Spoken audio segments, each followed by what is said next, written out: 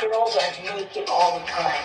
Where is this? What are you talking about? The city. Sooner or later, every boy has questions about the facts of life. It says in this magazine that there's a spot on a woman you can touch to drive her completely insane. What are you studying? Religion? Sex. For answers, Frank Wheeler and his friends went to the city You can take your clothes off for $103.62. Oh. and hired an expert. Are you, what I think you are? Oh my God. Look at the way she walks. That is bad. It is. It's very, very bad. And look, over there, it's a girl. What do you say? Thank you. Dad, this is V. V, this is Dad. Hello. Oh, Dad. What's she doing here? Her car broke down. Yeah, but who is she? No smoking, no swearing, and don't take your clothes off for money. You gotta get rid of her. She'll tell our parents. She's not gonna tell. She's my friend. She's gonna marry my dad. People like your dad don't marry women like me. I told him what you did, and he didn't mind. She's Brad's new math tutor. I bet you're really good at it. Well, there's only one way to find out. I need some help with my homework. What's the subject? This is a woman. Is it true there's a place on a woman you can touch to make her completely insane? In my experience, there is no such place. Poor man. She's funny, she watches cartoons, and she likes ice cream. She scores a 98 out of a possible 100, losing 1 point because she's a total stranger, and the other because your entire relationship is based on a lie. You only lose 1 point for that? I feel a strong, almost mammalian pull towards you. Melanie Griffith, Say it again. What? The mammal word. Ed Harris, Mammalian. Yes, that's it. Which brings us to sex. Milk Money. Dude, what was going on in 1994? I mean, this is the second movie that's been like this that we've looked at that has made me go, what were they thinking? I mean, we already looked at Blank Check, which is the movie where you have this older woman, Karen Duffy, kissing this kid about like 12, 13 years old on the lips, and it's just like, and now you have this movie here, which is just like, this is just wrong on so many levels. I mean, just this idea that these high school kids are just like, no, we want to go to the city to see a woman, to see a naked woman, and it's just like, excuse me, it's just like, what were they thinking? And I think this movie was like a hot script at the time they bought it. I think the writer of this actually sold it for over $1 million. It was like a spec script that was sold for $1 million, and one of the producers on it, Dino De Laurentiis, which is a name you might be familiar with, actually sued the writer of it, alleging that his agent made a verbal agreement to sell the film to his company, but eventually sold it to Paramount when they sold it to him for a little bit more. And this was actually set up to be a film by Joe Dante, which, I mean, maybe he could have made this work, considering what Joe Dante has done in the past, but no, there was really no way to save this movie. This is a film that was just like, what a mess of a film this movie is, and the fact that this small town is just so enthralled by this hooker that comes to town, and it's just like, what was Melanie Griffith thinking picking these really bad movies? She picked a ton of these bad movies back then, but this may be the very worst one, and it's not like she's not trying to save it. I mean, she and Ed Harris are trying their best to save it, but when it has to go back to what this film is supposed to be about, these three kids who want to see a naked lady, it's just like, do we really need to do this? Like, do we really need to go get this icky with it? And it's just not good. It's just a movie that's just so ewy on so many levels, and everybody's trying, and like I said, Melanie Griffith and Ed Harris are trying their best to save it, but even they can't really save it because the script is just so bad. And Richard Benjamin, man, I mean, like, he's made some great stuff in the past, but man, this is another one where he's just kind of like, what were you thinking when you said yes to this? Like, just, it's wrong on so many levels. It's not a very good movie at all. It's not funny. It's not clever. It's not charming. It's just ew. It's just ewy. It's just ewy on so many levels. And it's just like, I don't know what was going on in 1994 that we had so many of these movies. But, lo and behold, we did. So yeah, that's Milk Money for you. Let's move on to a much better movie, and that is Whoopi Goldberg and Ray Liotta in Karina Karina. When your mother's gone, growing up can be tough. What's the matter? Can't catch your tongue? Especially for the housekeeper. was wondering if you had any experience with children. I love kids. I have a real way with children. Yeah, I love kids. I ran the nursery in prison. 绝对不许玻璃窗了。No window. Tua bambina e mia bambina. I get very nervous. If I put my head down between my legs, I'll be a little better. But then one day, along came Karina. Hello, kid. My name's Karina. Do you know how to drive? I'm an old pro. I was just testing the brakes. It'll do your heart good to know they're fine. She's not exactly what they were looking for. Why don't we vacuum ourselves right into the car and go get some dinner because I'm starving. Isn't it fun to make things shiny? I think the thrill for me is gone. She's not exactly what they expected. It's a good thing we're not ticklish. But they're finding out Anybody want some more?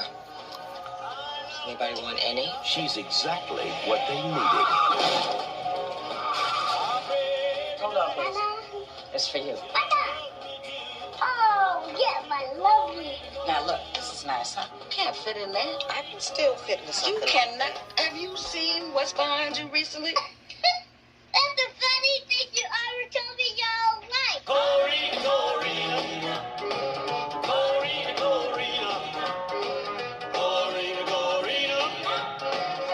How come girls have chi-chis but boys don't? Just lucky, I guess. Karina. Who do you think everyone who made this possible? Oh, Lois. A romantic comedy. Okay, when I said better, I didn't mean like great movie and all, but I mean it's certainly a lot better than Milk Money is. But you know, truth be told, this movie isn't terrible. It's not the worst. It has a good idea to it. I mean, this idea that Ray Liotta and Whoopi Goldberg play this interracial couple that end up getting together while she's trying to raise his kid as a nanny, and it almost works, but you never really feel the chemistry they have there together. It's one of those movies what I think was trying to say much more than what they end up putting on the screen, and I don't know if it's the fault of this director, Jesse Nelson, who actually went on to make a really good movie later on down the road with I Am Sam, and then kind of ended their career after that with Love the Coopers, which was not a very good movie. And I don't know, like, I think this movie could have been a whole lot better if they delved more into the relationship between Liotta and Goldberg. They're trying their best here to save it, as is Tina Majornio, who we talked about with Andre a couple weeks prior to this, but I mean, it's not a bad movie. It's just a movie that I don't think really took all the opportunities they had to tell a good story here. I think there is a good idea here, but it's just not a very solid film all around. It's a film that I thought could have worked a lot better if they delved more into the complications of their relationship and more time with the kid and all that, but it's not a terrible movie. It's just not one that's really all that memorable. It's a film that I saw it once. I thought it was just alright, but as it is, it's just kind of like, it's there. It's nothing too special, but it's not the worst thing I've seen. I mean, like I said, Milk Money's much worse, but yeah, that's pretty much all I got for you on this one. Karina. So let's move on to the next movie here. Kind of an underrated gem starring Samuel L. Jackson and Giancarlo Esposito, and that is Fresh.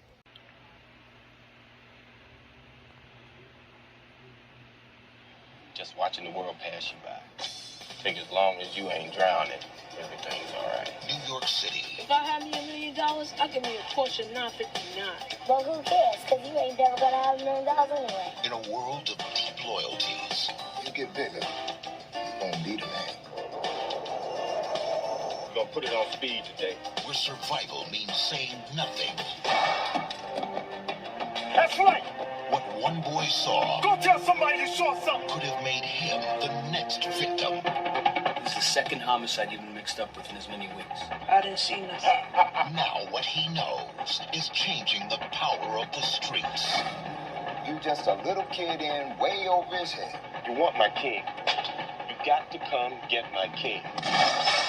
I'ma drop him, man! I'ma go drop him! You always trying to scare me, but I ain't scared of you no more! Fresh. Critics call it powerful and riveting. Electrifying. And Siskel and Ebert hail 2 thumbs up. Samuel L. Jackson, Giancarlo Esposito, Nabushe Wright, and introducing Sean Nelson. Ready for the real thing? Ready to come get it? You ready to be the king? I ain't scared. So yeah, this is kind of an underrated urban crime thriller that came out in the middle of the hype of that specific genre. You have Boaz Yankin, who's best known for his work on Remember the Titans. This was his film feature debut, his writing and directorial debut, and this is also the feature film debut for Sean Nelson, who plays the title character of Fresh. And not a bad performance. He really gives it his all in here, and it's just a very interesting story. You're following this 12-year-old kid as he's going through these situations in the ghetto streets of I can't remember where this is located. I think it's New York City, but I don't know. I haven't seen this movie in a while. Well, no, I'm guessing maybe it's New York City, but I could be definitely wrong on that part. But it's a very good movie. It's a film that kind of went under the radar for a lot of people, but it definitely has grown a massive following over the years. I think people really have come to see this movie is very interesting. You're following this 12-year-old kid as he's going through these really critical situations, and you don't really get to see that in movies like this. Like in Boys in the Hood, these guys are teenagers, and in New Jack City, they're teenagers and closer to young adults.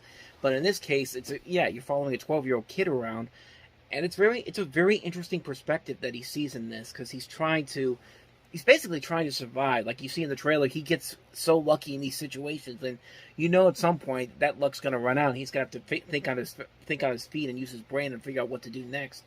And you got some pretty good performances in here. Samuel L. Jackson is very good in here, as well as Giancarlo Esposito. You have Nabushi Wright from Blade in here as well.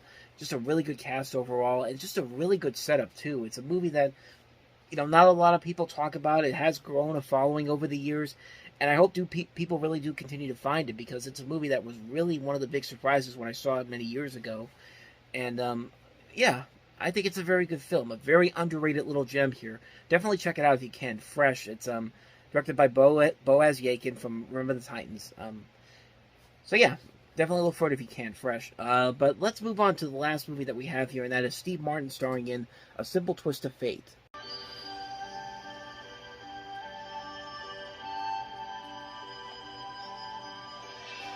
Michael McCann led a solitary life. There he goes again, every week, just like clockwork. Leave him alone. But that would all be changed by a simple twist of fate.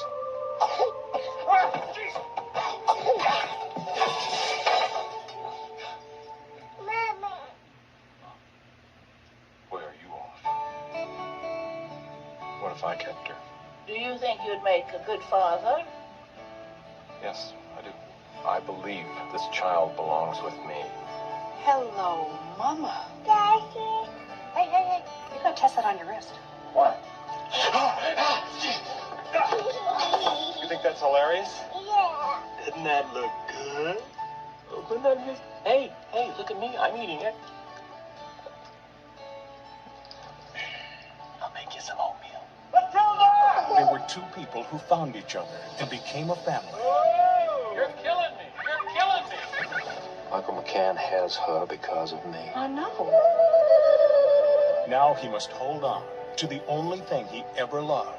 Dad, we gotta get out more. You are her natural father. You like horses? Oh, yeah. You can have them. Holy smokes. She's not yours, Michael. She is my child. Mr. Newland is my real father? You are not getting her. Touchstone Pictures presents Steve Martin in the story of a father any child could love. I want to be an actress. A daughter anyone would want.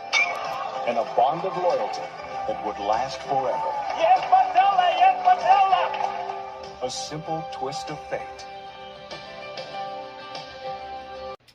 So interestingly, this is based off of an 1861 novel called Silas Marner, and it kind of modernizes that story, and it really isn't that much of an impressive story. I mean, you basically have a loner and Steve Martin who eventually finds this kid, and he eventually ends up raising him, and there really isn't a lot there, honestly, but that's what's great about Steve Martin. He can usually take a film like this, a concept like this, and he usually can make it work on his own merits. I mean, he did write this as well, too, and I think it works mostly because of him. There's really nothing all that amazing about it. There's nothing really all that new or different about it, but I think it works very well because the acting overall is very good, not just by Martin, but you also have Gabriel Byrne, Laura Linney, Catherine O'Hara, Stephen Baldwin's also in here as well. And you do like this little kid that plays the daughter that he finds, Alana Austin, and I think she works in that role very well. The biggest problem with the film is the fact that it doesn't really do anything too spectacular or amazing or new or different, but it is what it is. I think it works very well for what it is. I think it could have been a whole lot better in terms of, like, maybe trying to do something a little bit different, but like I said, for what it is, it's perfectly salvageable for what it is. I think it is a film that works well enough as it is, but definitely could have been a whole lot better if they really would have gone all in on it. But you know what? For what it is, I thought it was all right.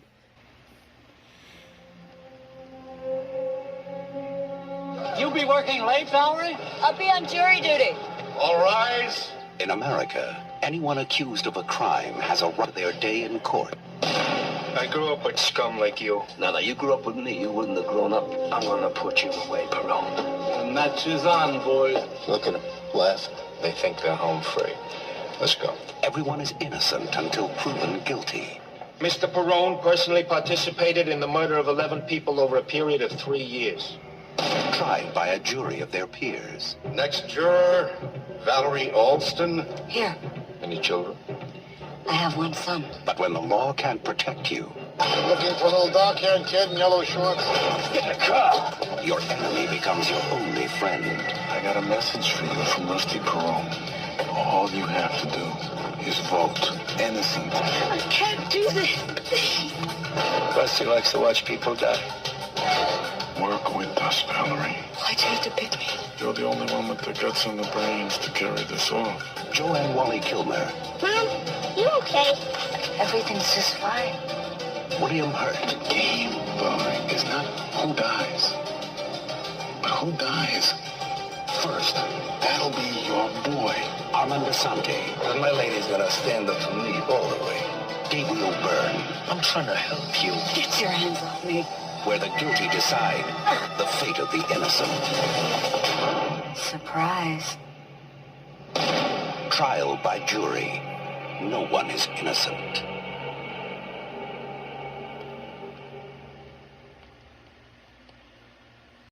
Yeah, they picked her because she was the hottest one in the jury. I mean, come on. I mean, that's basically what this movie is about. I mean, this is a terrible movie, by the way. This is directed by Haywood Gould, who also did a couple of other movies that the movies he did, One Good Cop, which was not a very good movie, but I mean, he's written some decent films. He's written some stuff like The Boys from Brazil, Fort Apache, The Bronx, Cocktail, and even Cocktail was one of those guilty pleasure movies. It's not really a great film overall, but it's a fun little trip back from the 80s. But this is not a very good movie. It's a very formulaic courtroom thriller, and not a very interesting courtroom thriller, because the characters are not really doing the best job trying to portray themselves as the heroes in this. Nobody feels like...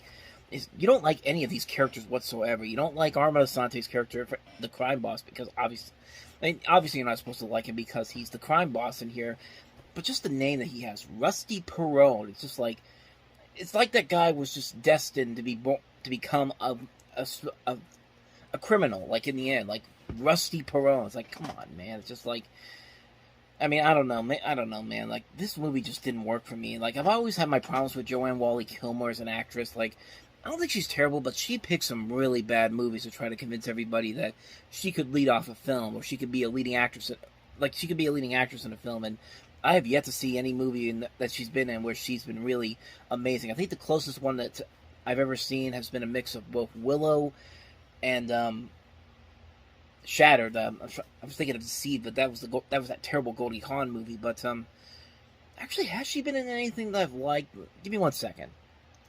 Okay, a couple of things she's been in. She's been in Daredevil, but most notably, she was in the George C. Scott A Christmas Carol, where she played Ebenezer's sister Fan in the flashbacks, and that's honestly one of the best Christmas Carol adaptations. If you haven't seen the George C. Scott one, definitely look forward to this Christmas. But we're getting past the subject here. The subject at hand, I should say. This is just not an interesting movie whatsoever, because none of these characters are likable. You don't really care about how this is going to pan out in the end. The bad guys pick her because, like I said, she's the good-looking one of the juror, and she has more to lose in this situation. There's just nothing likable about anybody in this movie. The twist is not very exciting. The thriller aspect overall is not very good. Everybody here is just kind of phoning it in, and there's just nothing really there to make it stand out on its own. It's a movie that's really lackluster. There's nothing there that's interesting whatsoever. It's a lazy film. It's a lazy film on so many levels. Avoid that one like crazy. Trial by Jury. But it's not the only movie that Wally Kilmer was in this weekend. Let's take a look at the other movies she was in. The comedy A Good Man in Africa, which also stars Sean Connery.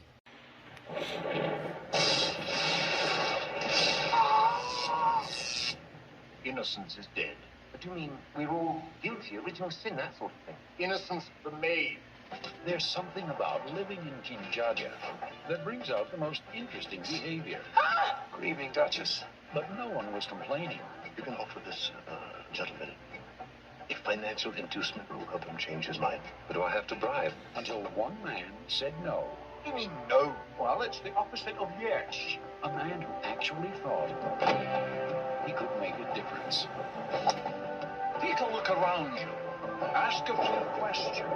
Find out about the place you're living.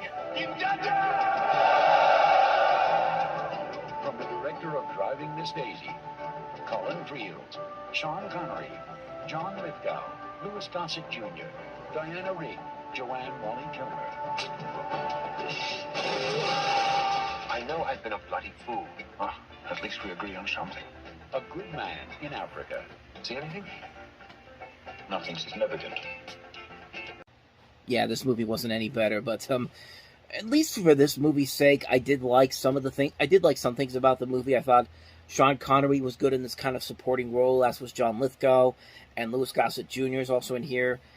Diana Rigg is also in here as well, but I don't know, just jokes like that are just really kind of like, if those are the best jokes to sell this movie on, then we have a huge problem here. And for Bruce Beresford, who's made some movies that we've talked about before, like he's made some decent stuff, like Driving Miss Daisy I thought was okay, but actually come to think of it, a lot of the movies he's made since then have not been that great, but honestly, Driving Miss Daisy may have been his crowning achievement, because I'm not seeing anything here on this list of the films he's done. Okay, maybe one or two things. He did, and starring Pancho Villa as himself, which was an HBO movie, but, yeah, other than that, I don't see a whole lot there, but, I mean, it's not really that bad. It's not really that bad of a film. It's just that I don't know what kind of a movie they really wanted to sell it as. Did they want to sell it more as a comedy or a drama? Or what do they really want to sell here? What do they really want to say here? You don't really get a sense of what they were trying to sell you on, but, like I said, some of the performances I thought were okay. Occasionally there'll be one or two good jokes in there, but there's nothing really that interesting going on there to make me want to watch this again. It's a movie that's kind of like, it's there, and that's pretty much the best thing you can say about it, is that it exists. So still rather watch it again, The Trial by Jury, that's for sure. But that is A Good Man in Africa. Got the title right this time.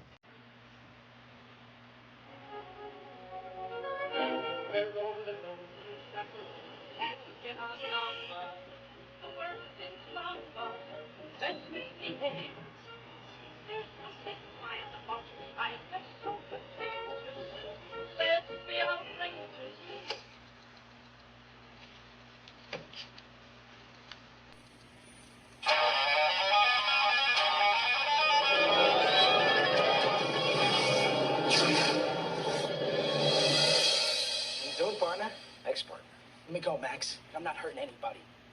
Got to take you back. In the year 2004, time travel is a reality. You are charged with violations of TEC Code 40.8, time travel with intent to alter the future. And a crime. It turns out going back in time is a pretty easy way to make money. I think you got yourself a shipment of gold and you're taking a General Lee.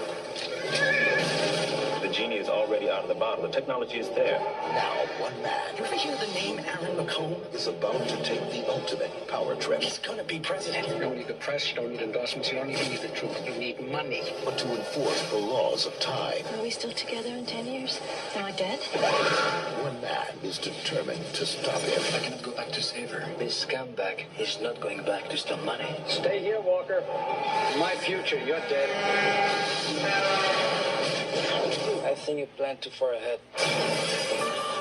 Jean-Claude Van Damme. Ron Silver. Will you get him? Mia Sara.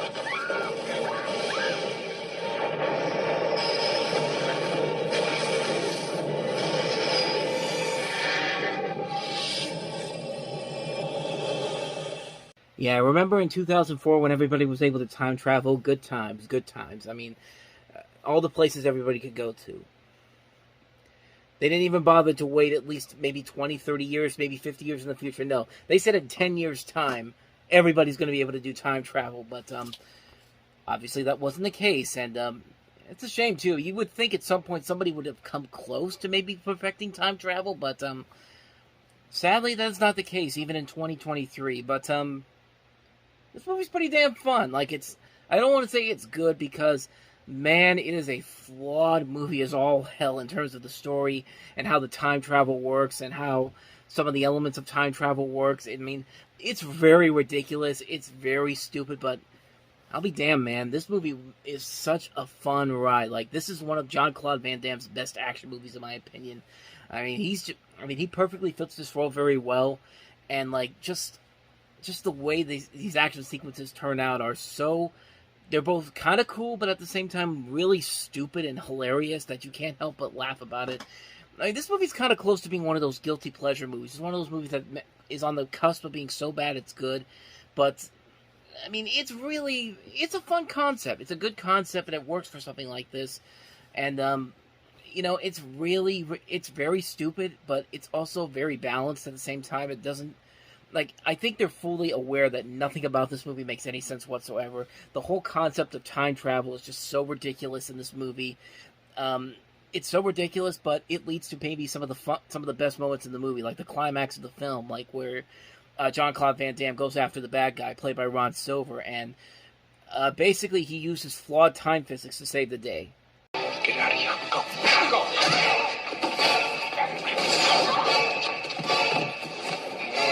You should be closer. Keep him away from me. Same matter can occupy same space. I'm still kicking. I must be on Broadway.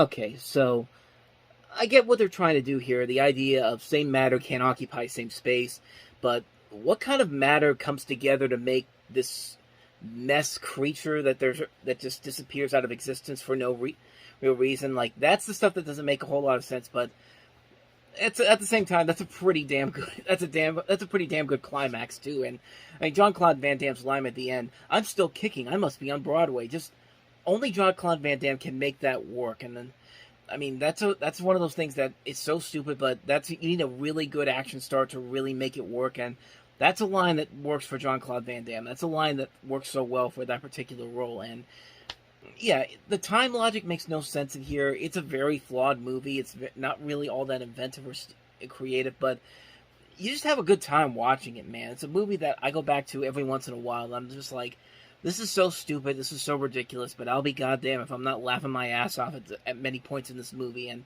I think the producers themselves are very much aware of how stupid this gets.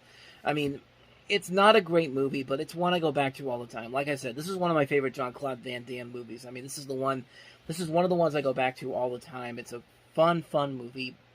Incredibly ridiculous, incredibly stupid, but I'll be goddamn if it doesn't make me feel very entertained. I was about to say something different. If it doesn't make me feel entertained while watching it, it's just like, you did your job well, even though you really didn't do your job well. I had a good time watching it, and I think if you go in with the right mindset, you can definitely find a lot to enjoy in this movie, too. I mean, Time Cop, man, just phenomenal movie. Maybe not for the reasons they wanted to, but I enjoyed it a lot. So let's move on to the next movie, and that is Princess Caribou.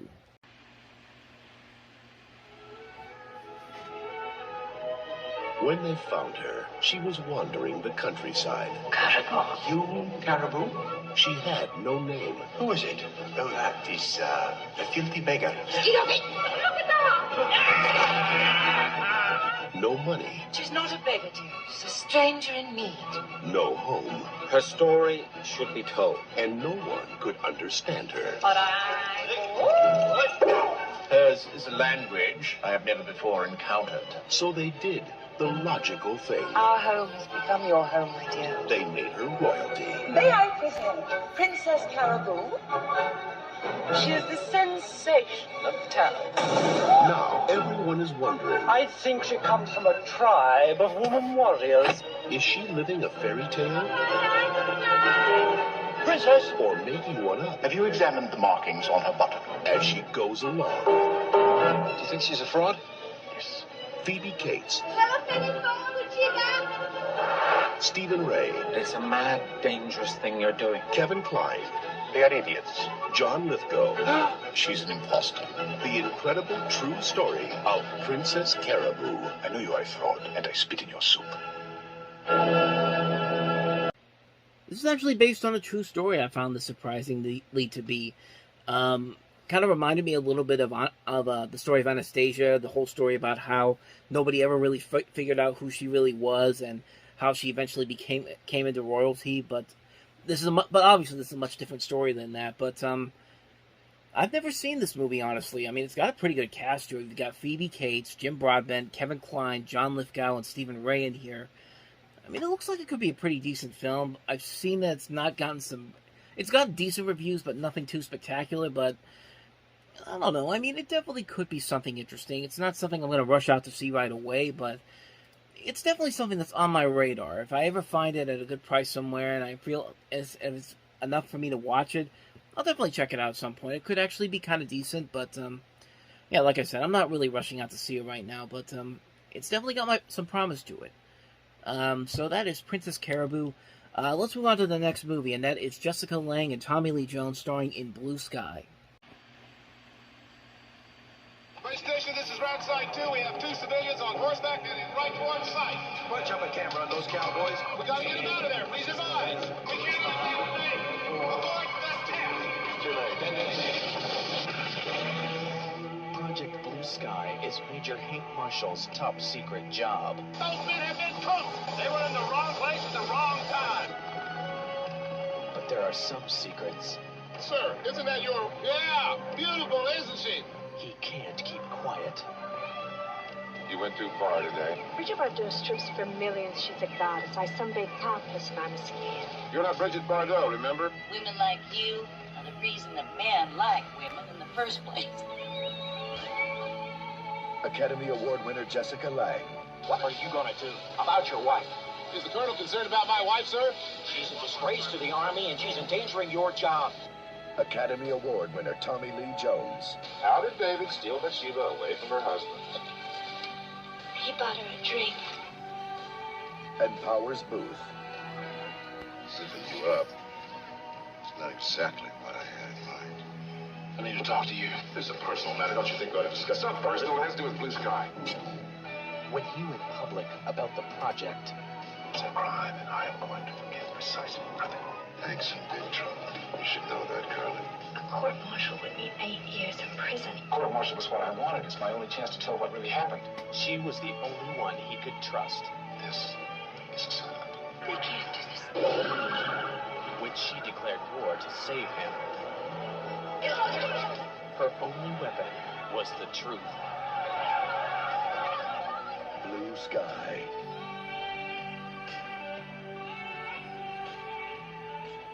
So yeah, something you'll notice from this particular trailer is that I think it's supposed to be something like a mock-up trailer by the company, the trailer company that puts these trailers together, because if you listen very closely, you can definitely hear the voice of Jim Cummings. Those of you who don't know who he is, prolific voice actor, does the voice of Winnie the Pooh and a ton of other cartoon characters, but he also does trailer voices.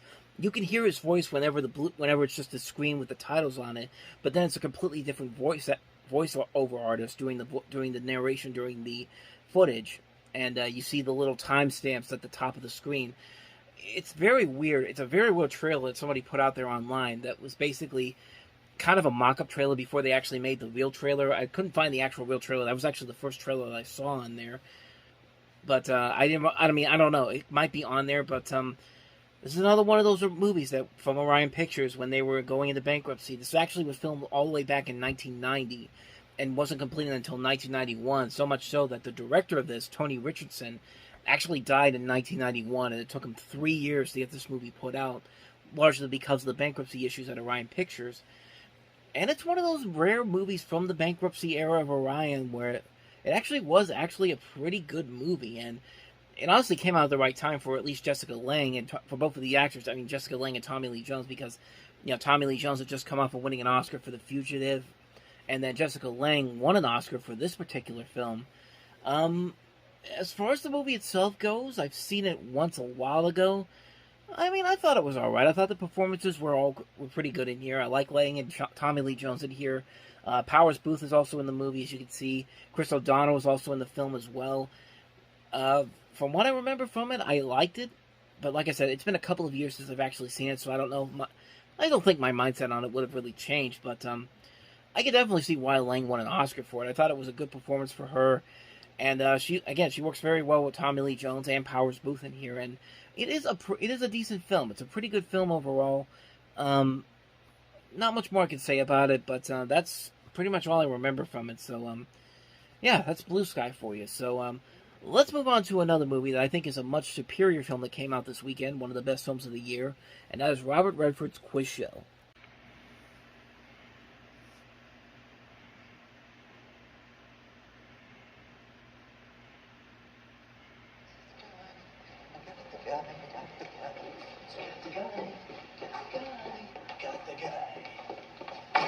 I got the guy. Originally, I was going to be a concert pianist, and I was really quite good, but when the day was done, I was no Horowitz. So I understand you came down to try out for tic-tac-toe. Well, my friends tell me I have a good mind for this sort of thing. They coaxed me. How'd you like to be on 21? 21? Dan produces both shows. What about Herbert Stumple? Yeah, boy. What are we going to do here?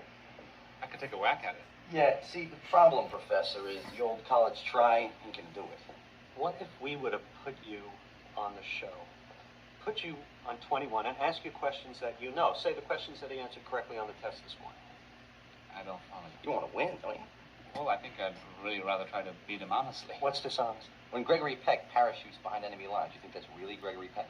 That book that Eisenhower wrote, a ghostwriter wrote it. Nobody cares. Yeah. It's not like we'd be giving you the answers. Just because we know you know, you still know. Right. It's not like you're putting me on the show or Al and pretending to be some sort of intellectual. I mean, you have put in years of study and erudition.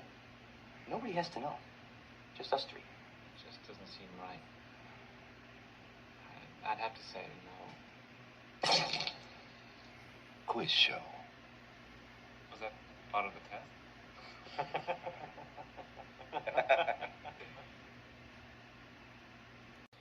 So, you can probably tell from this is basically a dramatization of the infamous 21 quiz show scandal in the 1950s, where a contestant went on a game show, and they found out that during the process that most of these game shows going on at the time were fixed, and the 21 scandal was one of the biggest ones out there, and it's a very interesting trailer concept when you really look at it, because the year before, Disney actually did the same thing with The Lion King. They put a full scene out there before they ever put out any trailers.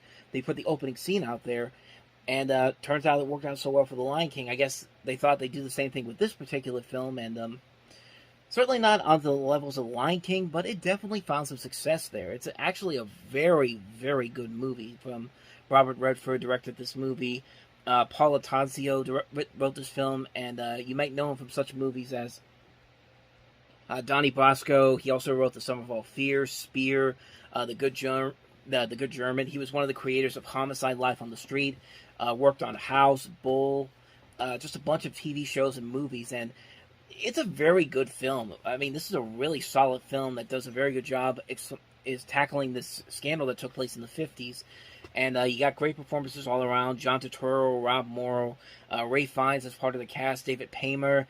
It's got a big cast overall. Paul Schofield, Hank Azaria, Christopher McDonald, Mira Sorvino's in here. Martin Scorsese has a cameo, as a role in here. Griffin Dunn. I'm looking at the list here. Barry Levinson also has a cameo in here, as does William Fichtner, Ethan Hawke, Callista Flockhart, Elena Douglas. just a big cast overall, and it's a very good story to tell. It's a very intriguing story about the scandal that basically changed the way people looked at game shows back then, because before this, everybody thought game shows like this were not fixed, but now this happens, and all of a sudden everybody looks at game shows differently, even though game shows never really lost their popularity for the most part. I mean, for obvious reasons, because there's still, I mean, I love game shows. They're a lot of fun to watch, and I've actually seen some of these older episodes of 21 and Tic-Tac-Toe, these game shows from the 50s. I have DVDs of them, and it's definitely very interesting to go back to after you watch a movie like this. It's a very good film. You know, for a film that's almost, I thought it was more than that. I thought it was over 3 hours, but it's only about, for a 2.5-hour movie, it does a very good job of bringing the story down, editing it down comfortably so you can get a gist of what's going on here and how you can get invested in this entire thing that's going on. And like I said, the performances overall are great. It's a fantastic film. Maybe it's one of my favorite movies from Robert Redford as a director, and he's made some great movies. But yeah, I think the more I think about it, this actually is maybe my favorite Robert Redford movie he's ever directed. It's a very good film. If you haven't seen Quiz Show, I highly recommend checking it out. You will not be disappointed by it. So that is Quiz Show. Let's move on to the next movie that we have here, and that is The New Age.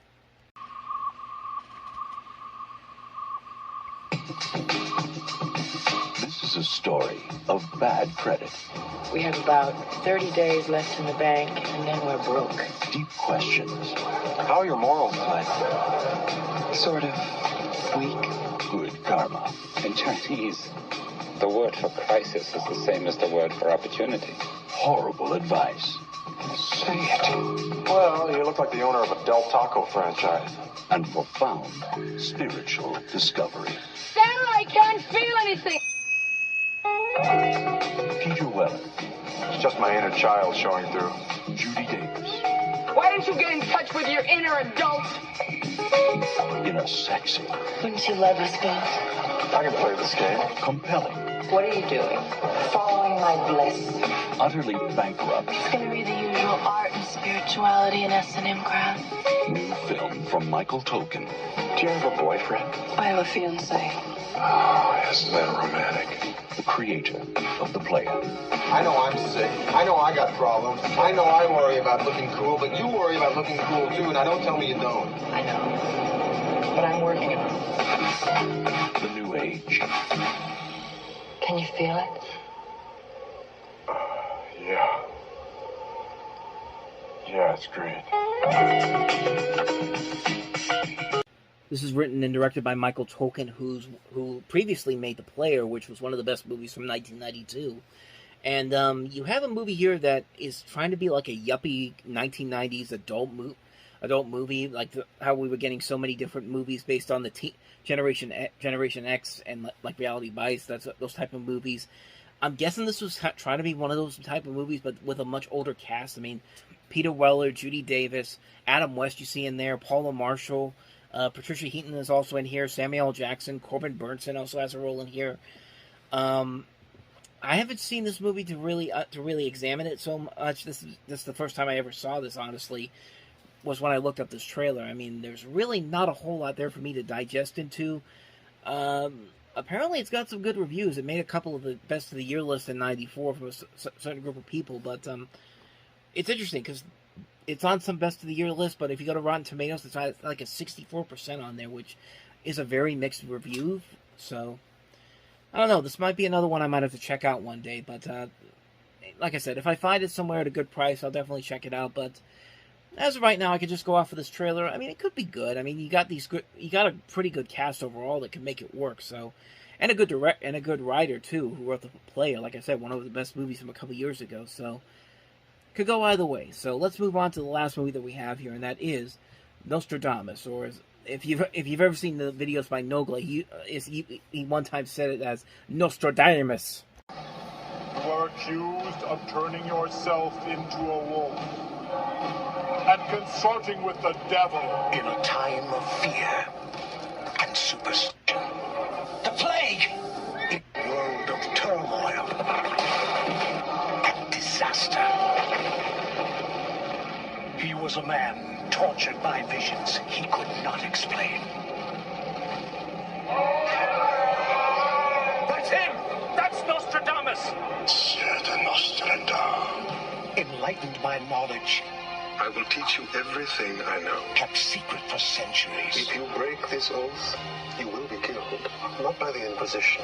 Not by one of us. He lived as he believed. It's unusual for a woman to be interested in such things. You'd rather I slaved over a hot stove. And followed his passions. I don't want to be shut out. It's too dangerous for you. If you can't treat me as an equal, then find another woman. The Inquisition will be tomorrow morning. You are accused of the worst of all crimes. Black magic, alchemy, worship of the devil. You predict the death of the king. I should like to reciprocate. I shall predict your death. He dared to tell the world. How could you publish such a book? We'll all burn for it. Exactly what he saw. Every night I see the most horrible things. Terrible wars with weapons we can't even imagine today. You kept your lies. How can he confess when he is not guilty?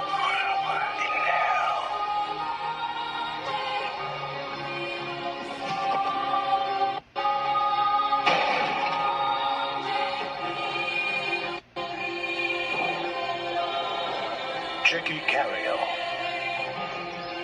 Amanda Plummer, Julia Ormond, Assumpta Serna, Rutger Hauer, and F. Murray Abraham.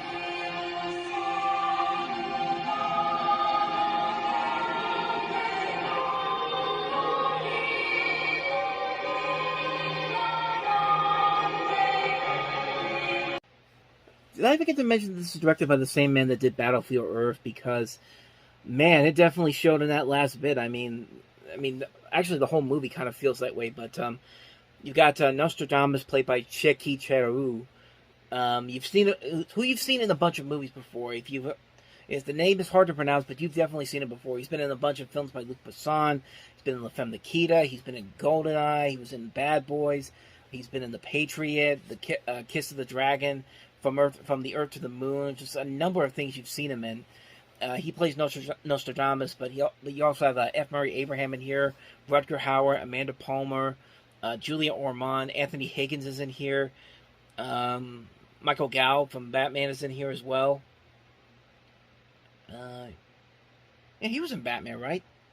Yeah, he was Alfred. I could have sworn that was him. I'm thinking of somebody else, but yeah, one of the things you take away from it is that it's directed by Roger Christian, the man who did Battlefield Earth, and while this is certainly a lot better than Battlefield Earth, at least from the trailer, at least, and just the way it looks, I mean, I have to think it's better than Battlefield Earth, because Battlefield Earth is just a mess on so many levels, but we will eventually get to that one, but I haven't really seen this one, so I can't really comment on it too much, but at least in this movie's case, it looks like it could be something interesting. It's an interesting story about a man who made these major predictions about different people. Like, he prophesized the death of Henry II, prophesized when the end of the world was going to happen, which ended up not really happening. But it's a very interesting story to tell, and this could actually be something kind of decent. I mean, I don't want to say anything harshly because I haven't seen it yet, but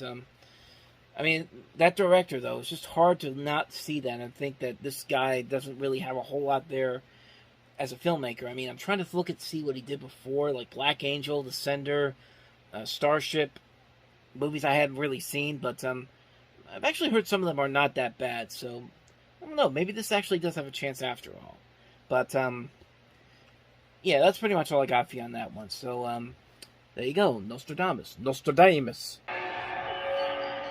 You used to joke about it, didn't you? About some student hitting the dirt and digging in like Wile E. Coyote.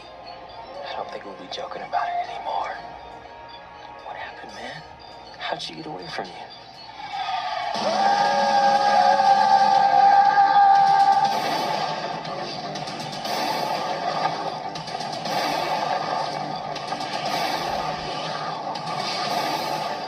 She's one of two things.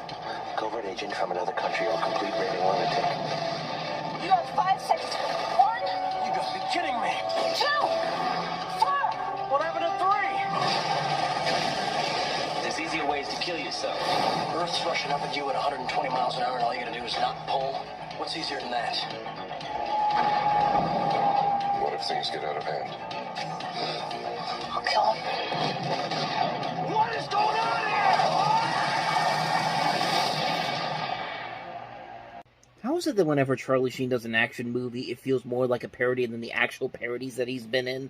I mean, man, this movie was terrible. I mean, I don't know if this was meant to be a comedy. I don't know if this was meant to be taken seriously, but man, this movie is bad. This is a really bad movie. I mean, for God's sakes, Charlie Sheen plays a guy named Ditch Brody. I mean, who names their kid Ditch? Okay, technically Ditch is kind of a nickname that he's been given, but his actual name is Richard Brody. But still, Dick Brody, like, come on, man. It's just like, we looked at a So Bad It's Good movie last week on last week's episode, Time Cop.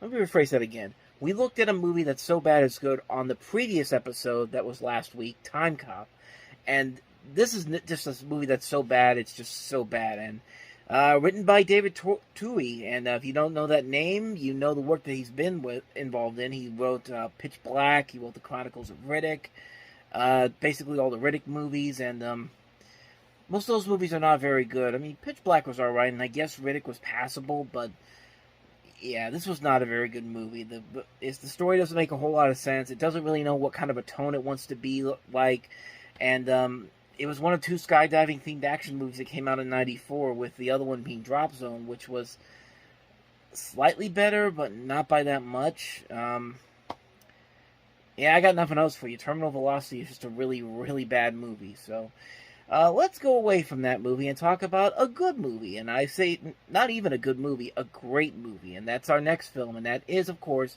Tim Robbins and Morgan Freeman in The Shawshank Redemption. Ladies and gentlemen, you've heard all the evidence. I submit that this was not a hot-blooded crime of passion. Consider this. A revolver holds 6 bullets, not 8. That means that he fired the gun empty and then stopped to reload. By the power vested in me by the state of Maine, I hereby order you to serve 2 life sentences back to back. 1 for each of your victims. So be it.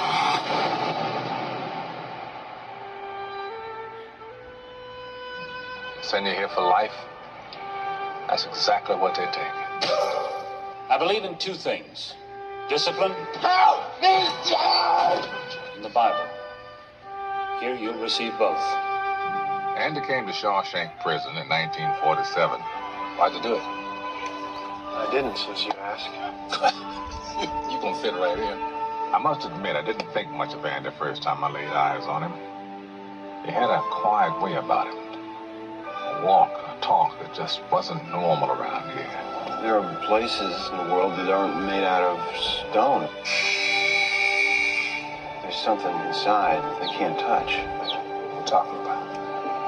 Hope. I'll tell you something, my friend. Hope is a dangerous thing. Damn it, Dufresne, you're putting me behind. Hope can drive a man insane. You better be sick or dead in there, I kid you not. I better get used to that idea. Oh, my holy God. I guess it comes down to a simple choice, really. Get busy living. You get busy dying. Get busy living. Or get busy dying. That's damn right.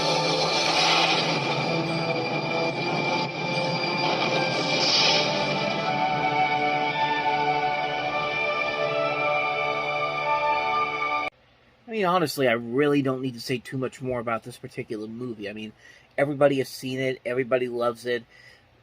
Maybe one of the more interesting things about it is how it got its legacy. Because, yeah, this was a highly acclaimed movie when it came out, but it did not do well at the box office. It was a film that kind of went under the radar. It was seen as mostly a failure because competition from stuff like Forrest Gump and Pulp Fiction, the unpopularity of prison movies, not a whole lot of female characters in here. The title was seen as a little bit confusing, but everybody loved the movie. It was a highly praised film. It went on to receive several Academy Award nominations, including Best Picture.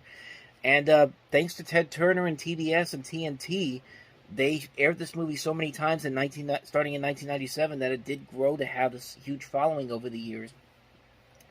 largely thanks to video sales, DVD sales, TV network appearances. I mean, a couple years ago, it was just on FX for the Oscars. But was it last year or the year before? I think it was the year before. But, I mean, like I said, there's really not more I can add to this movie that hasn't already been said. It's just such an amazing, amazing movie, based off of a story by Stephen King. Great performances all around, with Tim Robbins and Morgan Freeman leading the charge. You also have William Sadler in here, Clancy Brown, Gil Bellows. Just so many great moments in here. The score by Thomas Newman is astonishing. The cinematography by Roger Deakins is just so good. It melts together into some of the most memorable scenes in movie history. I mean, the scene where they show the hole that Andy Dufresne dug to get out, and they're just and everybody's just looking through the hole, and you hear that music go. That gives me chills every time I watch it, man. It's one of those great moments I can watch all the time. It's just such an amazing, amazing scene. And it's one of the things that's just made this movie last. It's just one of the many things that has made this movie last as long as it has. It's just such an amazing movie. I can't really say more about it that hasn't already been said already. It's a fantastic film. I love it. If you haven't seen Shawshank Redemption, do go and see it. You're doing yourself a huge disservice by not seeing this film. And really, that's about as much as I can bring to it that hasn't already been said already. So, that's the Shawshank Redemption. Let's move on to the next movie, and that is Sleep With Me.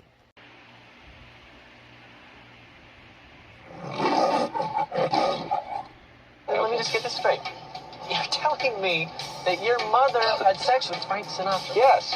And that that's why you're named Frank? That's right. And your father? He never slept with Sinatra. It was just my mom. No. Joseph and Sarah are getting married. Is there anyone present who knows a reason why these two should not be joined in holy matrimony? Come on, isn't anybody going to help me out here? And their friends are offering their advice. I know I've teased you both about the pitfalls of marriage throughout the years, but just want to say, why didn't you listen? But the best man... You're so sweet. Why aren't you married? I don't know. I guess I haven't met the right woman yet. What kind would that be? Like, you. Is about to have the last word. What the hell is going on here? I'm trying to tell your wife that I'm in love with her, Joseph. Hey! Boo! MGM Pictures presents the timeless story of boys love girls. Frank over here just informed me that you chose him, which I find a little confusing because I seem to remember you marrying me. Girl loves boys. I want to kiss you without feeling guilty. Would you go away? Honey? And their group of friends. Do you see anything in my teeth? I don't know. Who are worried about life's bigger issues. What is Top Gun? It is a story about a man's struggle with his own homosexuality. I think you two should kiss and make up. Or beat each other. That would be interesting, too. But they're best friends. I mean, Frank is her friend. We're friends. Well, I think I'm married. Congratulations, Rory. You picked an emotion. He's here because you're here. That's the only reason. I don't like it. Ice comes up to Maverick and he says, man, You can ride my tail! Are these people really your friends? Because they're not normal. Craig Sheffer, Eric Stoltz, Meg Tilly in a romantic comedy. Sarah, I love you now. I'm here. Hello! About those three little words we all want to hear. Sleep with me.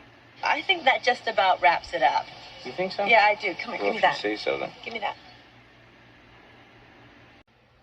You know, there was a movie similar to this that we've already talked about before. It was Threesome, and it feels like this movie is trying to be just like that, except it's kind of like a mix of that and the other movie we looked at a couple weeks ago, The New Age, which it's trying to be like a yuppie movie for the Gen X audience, and this movie really does not look that good, despite the fact that it has a decent cast to it. I mean, Meg Tilly, Eric Stoltz, Craig Schiffer. You see Quentin Tarantino in there. Thomas Gibson from Dharma and Greg's also in here. Parker Posey, Joey Lauren Adams, Vanessa Angel, June Lockhart. Just a really good cast in here, but nothing about this looked pretty funny at all. It looked like a movie that was trying to be a wannabe version of Reality Bites, and it just didn't have enough material to work with. I mean, if one of your main plot points is having Quentin Tarantino go on about the homoerotic subtext of Top Gun, I mean, there's really not that much there, honestly. It's a film that just feels like, hey, let's get all these people together and we'll just see if it works. Let's just throw stuff at the wall, see if it works. And needless to say, it doesn't work. It's a film that just doesn't really feel like it has enough there to really warrant its existence. I mean, it doesn't look like it got a lot of good reviews. It doesn't look like it had a lasting legacy to it, and I have not heard anybody really say anything about it, so there you go. That's pretty much all I can add to this conversation. This movie does not look that good, so yeah, that's Sleep With Me. So let's move on to the last movie, which is I don't know if this is just a mockumentary or just a documentary to the mockumentary, but The Making of And God Spoke. Defang the snake. The Wrangler's taking care of it. It's not really a serious problem. Whoa. Who's this? Oh, who are you? Can I help you? I'm the producer. Producer of what? Care what? Hey. Producer of this film. What Hey, yeah? Yeah, Well, who are you guys? We're the union guy. Get off our truck, you jerk. Safety hazard. Get out of there. Okay. Come on. Hey, I don't care if you're the president. Get out of here. Hey. All right? I got my own trailer over here. Safety, buddy. Safety. That's right. You can't sit on the edge of the truck. Okay, so it is called The Making of And God Spoke. Here's what confused me.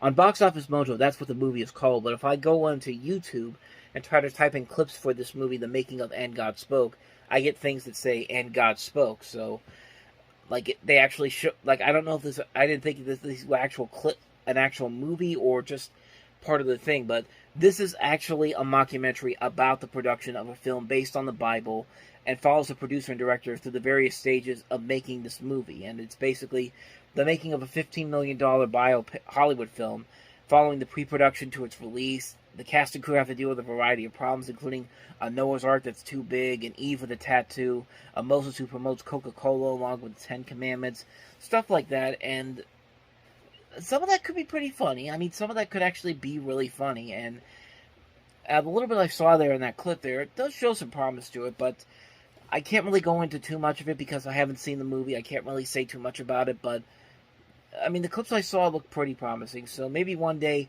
I might check it out, but it's not something I'm going to rush out to see. So that's pretty much all I got to say about this one, The Making of And God Spoke.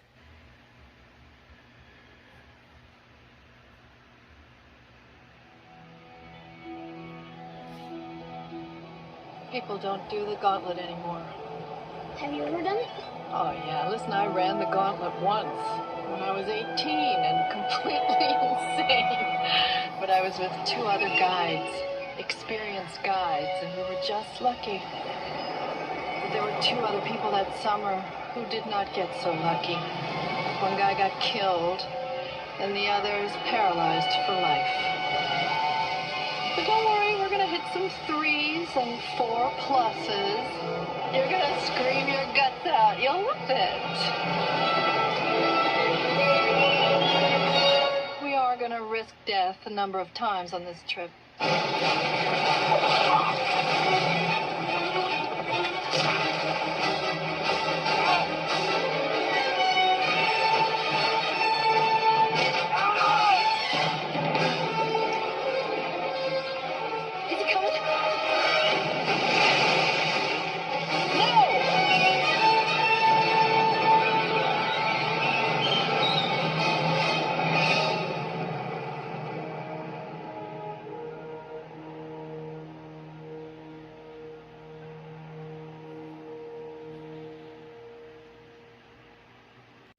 So this is one of those movies where you look at it and you kind of see the potential for something pretty cool, something pretty impressive. I mean, an adventure film that takes place on these raging rivers.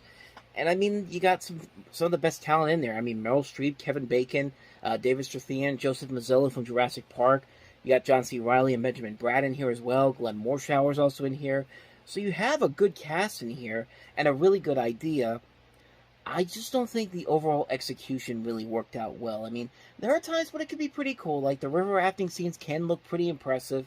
And, I mean, the overall enjoyment factor is there in those scenes. But the story overall is very predictable, very formulaic. You can kind of predict everything that's going to happen. And I think that's one of the major flaws of the movie. But nevertheless, there is a lot there to really appreciate about this movie.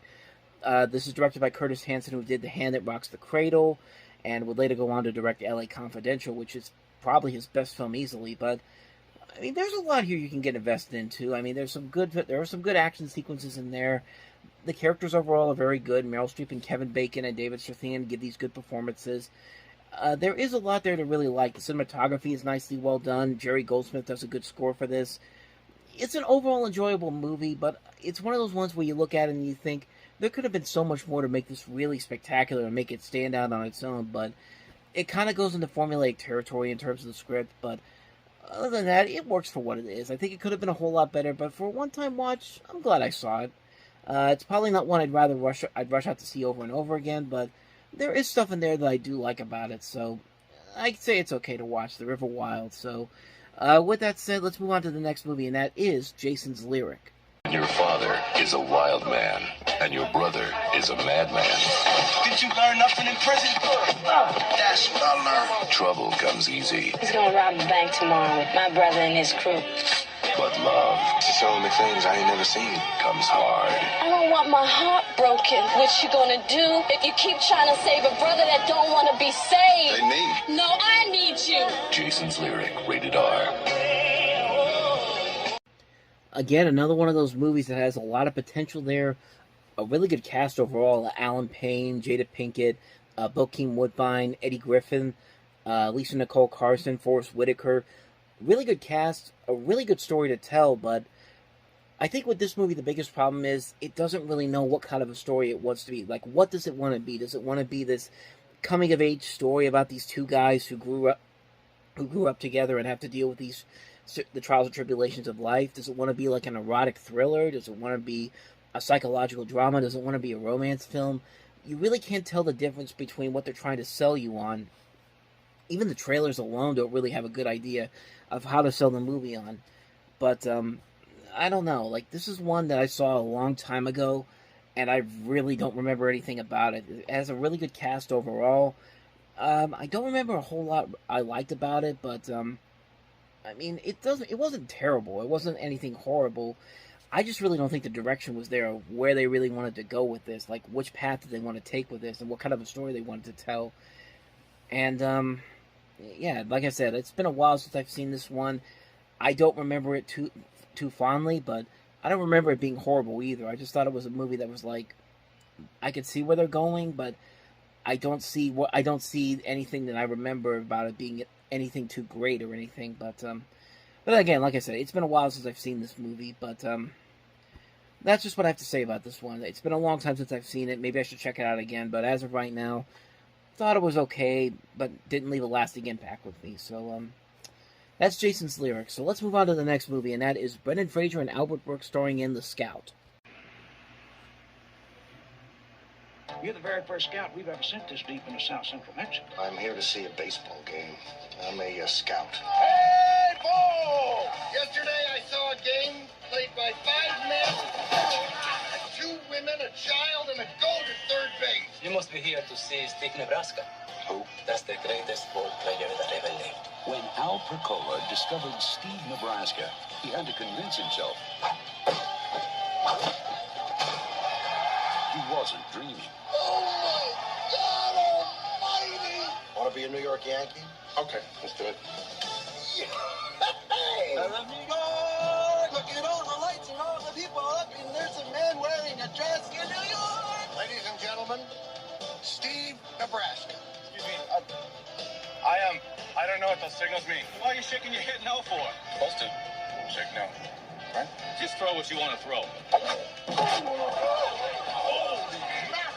For Al, it was a chance to finally be somebody. We're gonna be rich. You know, it's not a good idea to say you're going to be Rich! Let's go back down there and tell them that we're not going to be rich. No, it's too late now. But for Steve, Come on, Steve, stand up and take a bow. it was a chance just to be himself. I left my heart. Steve, let's hear some shit. Whoever that may be. Whose idea was it to put Steve Nebraska up on the roof? Oh, my God. Before we pay the money, we're going to need a letter from a psychiatrist. What? Saying that he's all right. It's like a physical. What are you doing? What are you doing? I didn't know how to describe this. I told him it was like a physical. I don't want to talk to him. People want to know things. We're not gonna do a press conference like Romeo and Juliet. Are you nuts? I didn't mean that. 20th Century Fox presents Is that your son? Albert Brooks, Yes, it is. Test tube, baby. Brendan Fraser, Al, you're like your dad to me. But I'm not your dad. I'm just a guy taking 15%. I thought I was 10. Diane Wiest, What does this look like, Cleve? It's Batman. Batman? Sometimes he goes without his cape. in the story of two friends who need each other. Al, you can't put the white ones in with the dark ones. You're an expert on laundry? Like they need their heads examined. It's likely that Steve will look to you as a father figure. I'm trying to fill those shoes. I'll do the best I can. But you should realize this is a father that Steve might want to put a bullet through. How does he feel about his uncles? The Scout. And what are you doing later on? Maybe we could do some laundry? You love that laundry, don't you? Well, we're getting a lot of these movies this week. These movies that have a lot of promise to them, but they just don't stick the landing. And, you know, it's bad when a movie is spoiling a ton of the stuff in the trailer. I mean, that's a long trailer. That was almost 3 minutes worth of material there. And again, kind of like with the other two movies, you could see the potential there. You've got Albert Brooks, who can be really funny, and Brendan Fraser, who is an up-and-coming star, who's been in a couple movies that we've talked about, that have actually been kind of decent. And there is a lot there to like about these two, but at the same time, there's nothing really all that amazing there to make this stand out on its own. It's kind of a generic sports movie, and there's just not really a whole lot there to really connect to. I mean, Albert Brooks and I just said his name, Brendan Fraser, good lord. I mean, they're both doing the best that they can with this, but it's a movie that just, I feel like there's just too much going on in here to make it seem like anything incredible. Diane Wiest's performance, she's trying her best in here, but I thought the whole thing about the psychologist was really not that great. I feel like it was something that they just threw in there because, hey, they can get Diane Wiest, and we need to bring in this idea that we need to bring in a psychologist. And honestly, I think the psychologist thing doesn't really play out as well as the movie wants us to think it does. It's a film that's just kind of like, I mean, it's just kind of there. And again, remember, this is around the late 1994. This was when the baseball strike happened. Baseball wasn't really going on. Nobody was really even talking about it. I mean, they should have been talking about the playoffs at this point. But it just didn't work. It just didn't work overall. And hearing the stories behind this movie sounded pretty interesting. This movie was actually written way back in the 80s with Peter Falk supposed to be playing the Albert Brooks performance, and Jim Belushi supposed to be the Brendan Fraser character, and that had to have been something like in the 80s. They went through like 5 different versions of this movie. It was then going to be Walter Matthau in the Albert Brooks role, and then Rodney Dangerfield was originally intended for this movie, and, you know, Rodney Dangerfield could have made this work, but, you know, like I said, Albert Brooks I think is a terrific actor. I think terrific comedian. And I think he really is very good at most of his movies. And here, I just feel like he's kind of phoning it in. He's not really connecting well with Fraser. And it just doesn't help that the script is not really all that strong either. It's a generic baseball film. There's nothing really all that interesting or exciting about it. They're trying their best here. And like I said, a lot of the good jokes are spoiled right here in the trailer. I mean, it's not selling the movie well if you have 3 minutes worth of a trailer here and you're spoiling a good majority of the film. It's just kind of like, it just didn't work. It's a film that really was lackluster overall, a really forgettable film.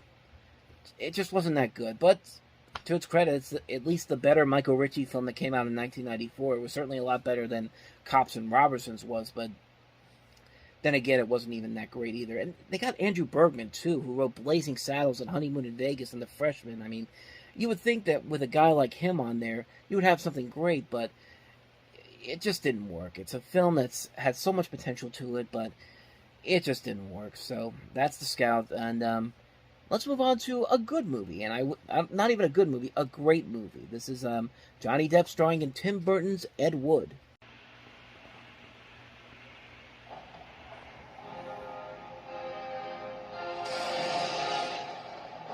Tim Burton, director of Batman, Beetlejuice, and Edward Scissorhands, now takes you to a completely different world. The true story of a Hollywood legend, Ed Wood. And action! He made movies like no one else. Want to keep moving.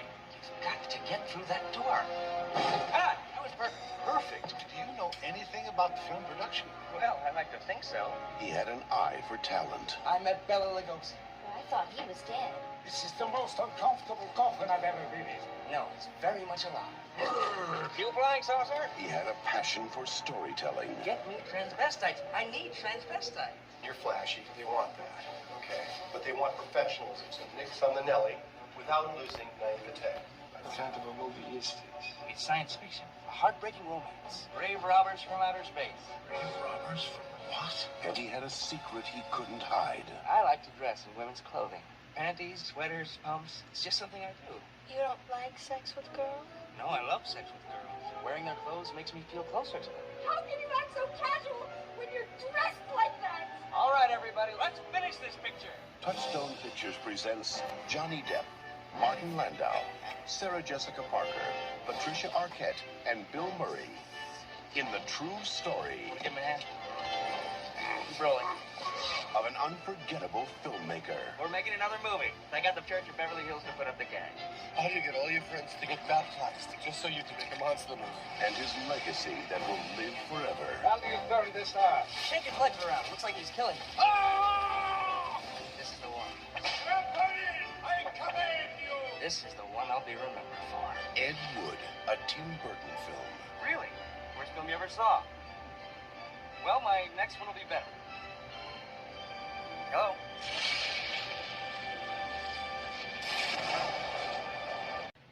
I think most people can make the argument that this is both Tim Burton and Johnny Depp's best movie, and I couldn't agree with them more. I mean, this is an amazing, amazing movie. It's not only a great character study of this filmmaker, this real-life filmmaker in Ed Wood, and how much he loved making these movies, no matter how bad they were.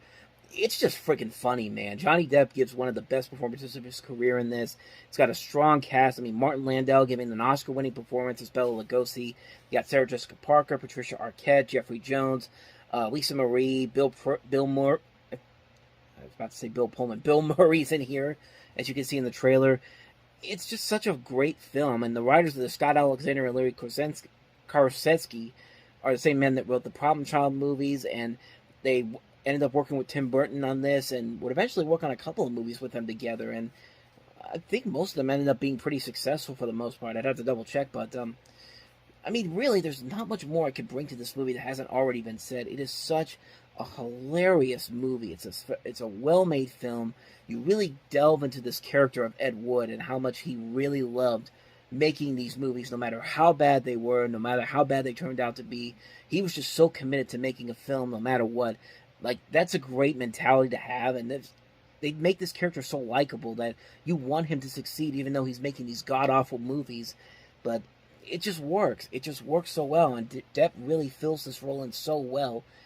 This movie's just a ton of fun, man. Like, I really wish I could add more to this, but honestly, I'd be repeating a lot of the same stuff that everybody has said. Ed Wood, such a fantastic film. Easily maybe Tim Burton's best film overall. Maybe the best film Johnny Depp has ever made, and yeah, I got nothing else for you. Ed Wood's pretty amazing. If you haven't seen it, you really are doing yourself a huge disservice by not doing so. So, definitely check that one out. But, with that said, let's move on to the last movie that we have here, and that is William Hurt starring in Second Best.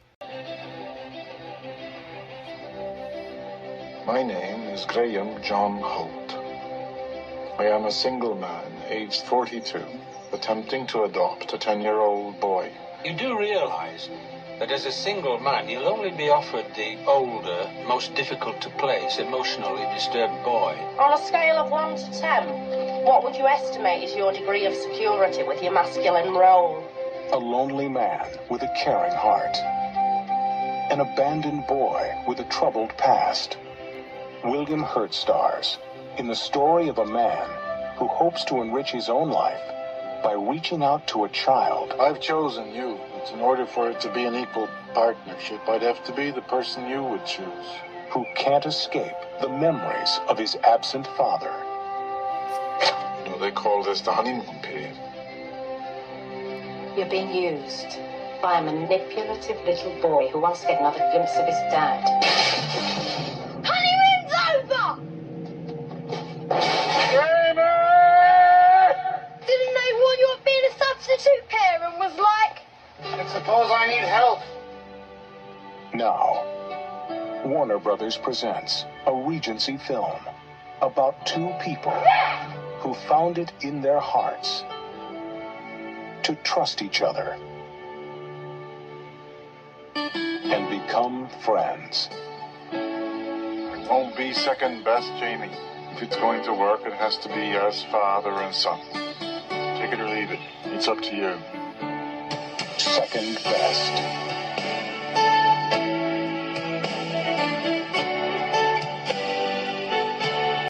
I've never seen this movie, but I will say I don't think William Hurt is pretty good with a Scottish accent. I mean, I don't if that even was supposed to be a Scottish accent. It could have been a British accent too, but I think it was a British accent. What am I saying? But that accent was not very good. But I mean, looking at the trailer for this, it doesn't look awful, and the reviews for it aren't terrible either. It's got 100% on Rotten Tomatoes, so maybe there is something there that I'm missing, but I don't know. That trailer didn't really sell me a whole lot, and maybe that's why this movie didn't have a long-lasting legacy to it.